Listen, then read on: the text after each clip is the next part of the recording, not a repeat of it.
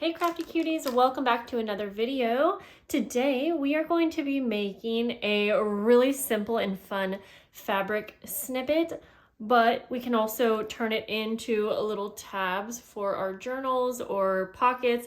Really, there's just endless ideas, but this is going to be just a really easy way to make this fabric snippet roll. So let's get started. I'm using items that I have from AmourFabriques.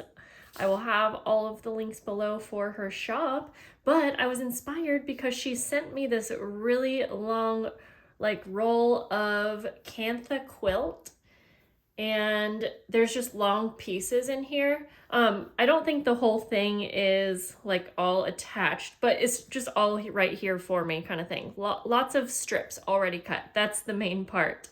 And we're going to use this as the base for our snippet roll, but I also have some sari strips, and so there's going to be kind of great sizes for using. But then I also just grabbed some of the scraps that I have been setting aside to do this.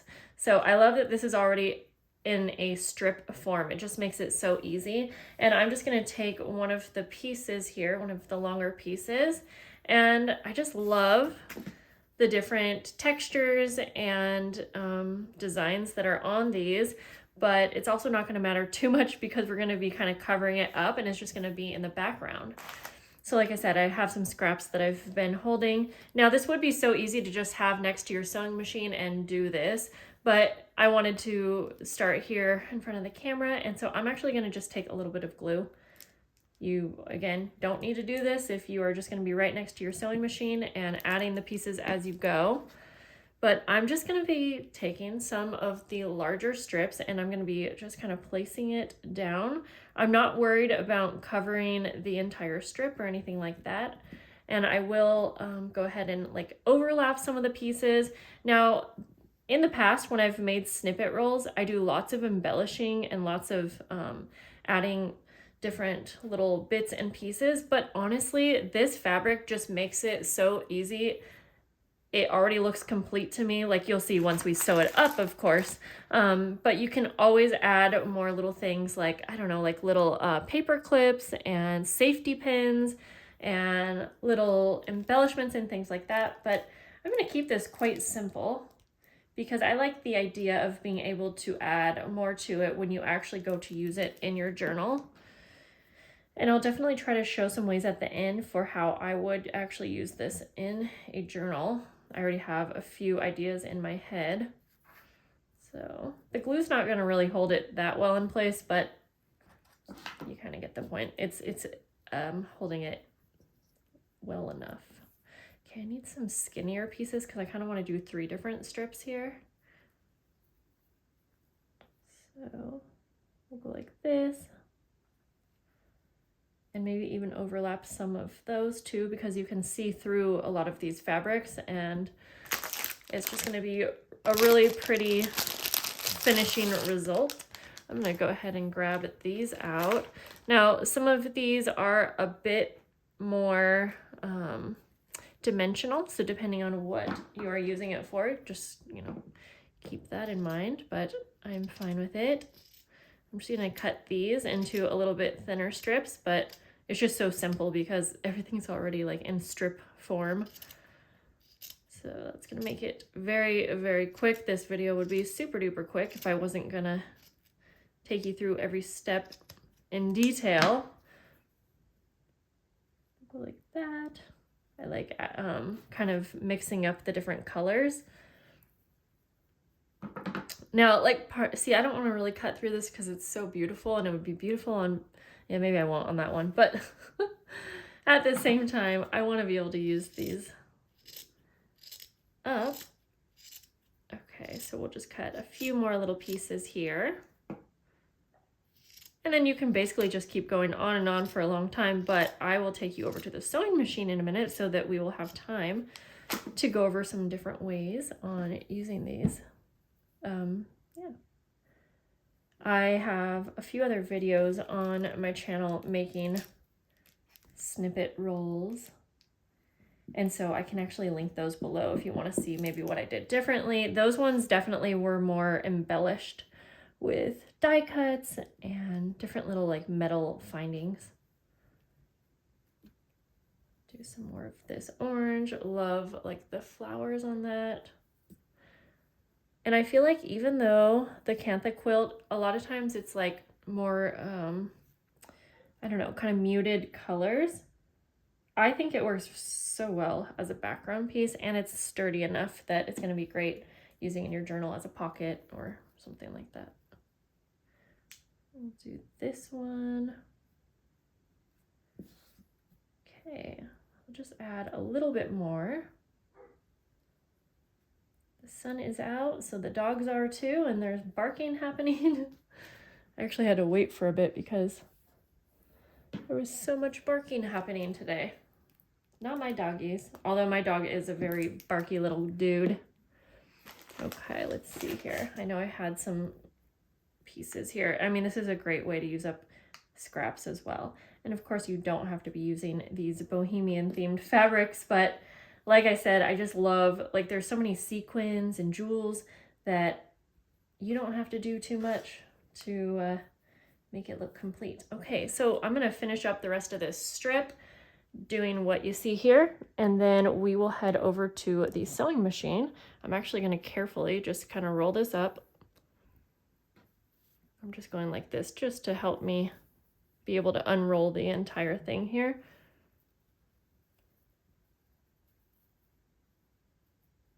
You know, I could probably do that, unroll it like I am, and then I don't have to worry about adding any glue because I realize the glue's not actually doing too much anyways.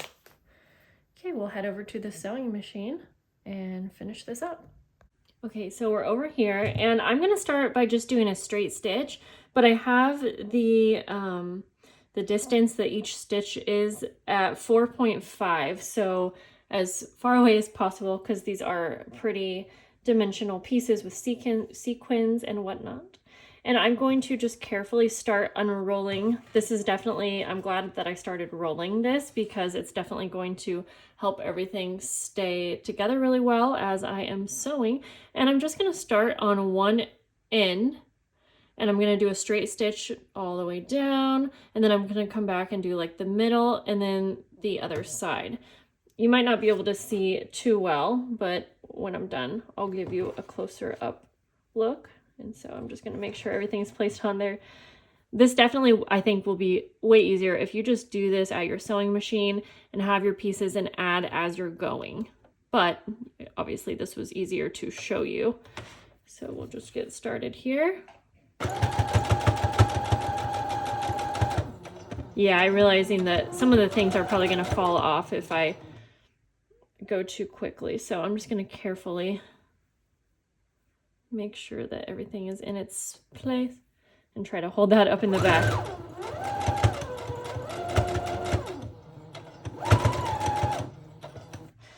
Okay, so I'm probably gonna have to get pretty close down here to make sure that everything is staying where it is.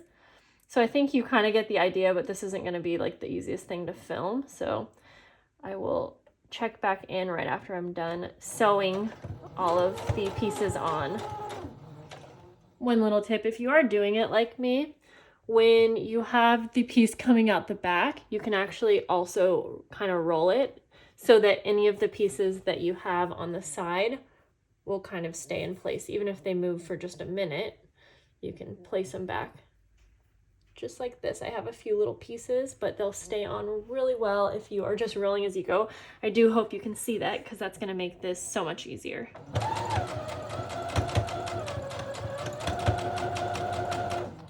And I can kind of roll as I go, like that.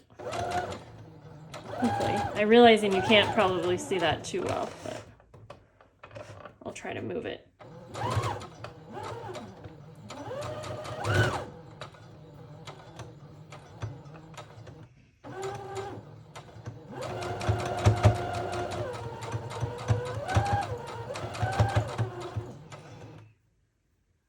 When I'm gonna do my last pass, which is gonna be through the center to make sure I have everything, I'm gonna do a zigzag stitch, and I have a little cup of little pieces and scraps. So if I want to make sure to cover up any areas, I can just easily grab from this, stick it on, and then sew it through. So I'll finish that up and just show you what this looks like.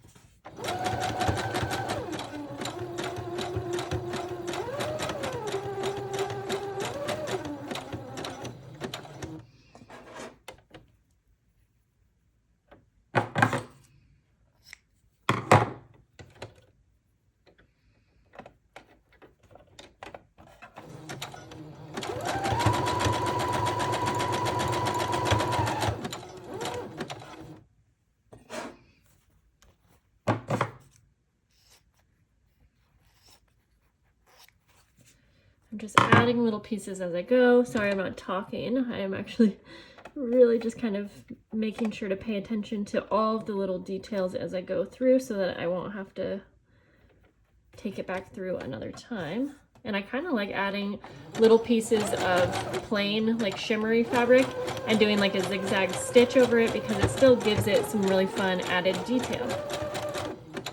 I have my snippet rolls all pretty and rolled up, and then I cut off a little sample piece so I can just show you a couple quick examples on how to use this inside your journals, but really there's so many different things that you can do with these.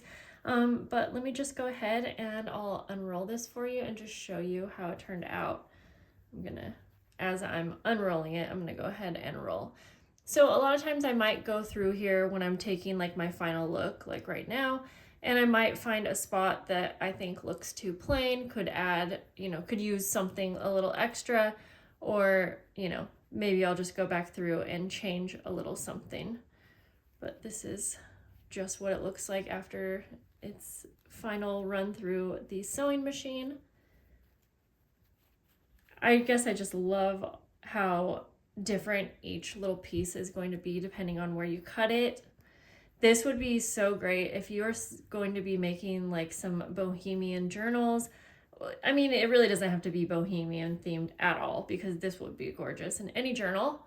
This would be nice to have on hand though if you are someone who, I have two rolls here actually, if you're someone who is into journaling, and it would just be nice to have this kind of on your desk and you could randomly cut pieces off to use in different ways. I am sharing this with my Patreon members. Okay, so at the end, I decided to go ahead and try out some ruffles. I don't know if you can see that. I wish I had done that more in the beginning because that would be so fun to do throughout. I did kind of more wide ruffles, but you could play around with that as well because I love how that turned out, and I'll definitely be adding that into my design the next time I do it. Okay, it is messy, by the way. You should see what my desk looks like, but that's okay, it's worth it. I'm going to grab my idea journal here, and I'm just gonna kind of maybe find a spot. I'm actually filling this thing up. If you guys want a full flip through, this journal has been used just for like ideas, I guess. And if you want me to do a full flip through pretty soon, I will be more than happy to do that. Okay, so the two ideas I wanted to show you, I mean, again, they're very simple, but we'll go ahead and just see how it looks. I am going to snip the first piece off the width of this book, or so. And so for this, I am basically just creating a really pretty pocket. You could put this on top of maybe an already made pocket. Whoops, something's falling out here. So if you had like a paper pocket, you could just place this right on top of the pocket and it's, totally decorated, which would be so fun. I am just going to use glue since this book's already made, but I would probably usually sew this on. And in fact, I would actually, if I had more time and I wasn't filming, I would probably go ahead and sew this pocket onto a loose piece of paper, the same exact size as the fabric piece. And I would just sew exactly where I'm gluing. I would sew around the 3 edges and then you would have like a floating pocket, and then I would just glue that floating pocket completely down in my page, if that makes sense. It's just going to be a little bit more sturdy that way, but this works in a pinch too. So we'll go ahead and just get that down, and then I'll just grab something down here in my little area. Okay, and we'll just go ahead and I just grabbed a random postcard here. Make sure that's not too wet there, and then there you have a really cute little pocket. And then the other thing that I would typically use this for is like a tab on the side of a page. And really I would probably do a smaller piece than this, but let's see. Let's cut it in half, I think. Yeah, I would definitely do a smaller piece. And a lot of times when I'm putting a tab on a page, I would double it over like that, if that makes sense, and then attach it. But for this type of tab, I would actually just put it flat down, and then I'm going to grab my handy dandy stapler, and we're going to staple it right on down. We're just going to use this page that I already have. Actually, I'll just put it on the same page so everything's kind of together. And yep, I'm going to use my staple to just staple in a few different places like that. And then it's going to be so pretty hanging out the side of your journal. Oops. This journal is pretty full, but you can still see that peeking through there, I think. Okay, and then since I have an extra little piece, let's just use it on a page that maybe I already had as just like a finishing decoration kind of thing. There's so many different things. I actually keep forgetting that I have a lot of things that need to be glued down still. But here, let's just do, I have this row of pockets, and